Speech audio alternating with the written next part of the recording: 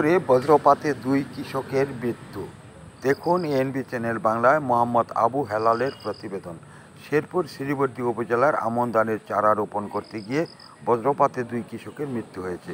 রোববার 11ই আগস্ট বিকেলে উপজেলার সিংগাবরুণা ইউনিয়নের নবীপুর গ্রামে এই ঘটনাটি ঘটে। নিহতরা হলেন মামুন মিয়া বয়স 40 ও সাধু মিয়া 60 বছর। নিহত মামুন মিয়া নবীপুর এলাকার সিরাজুল হক ওরফে ডড্ডুস মিয়ার ছেলে এবং সাধু মিয়া পার্শ্ববর্তী বগুলাকান্দি এলাকার মৃত ফজল হকের ছেলে। এলাকাবাসী সূত্রে জানা গেছে, রোববার বিকেলে কৃষক মামুন ও সাধু মিয়া মাঠে আমন ধানের চারা রোপণের কাজ করতেছিলেন। এ সময় হঠাৎ বৃষ্টি পড়তে থাকে। এক পর্যায়ে বৃষ্টির সঙ্গে বজ্রপাত হলে ঘটনাস্থলেই মারাত্মকভাবে আহত হয় মামুন ও সাধু মিয়া।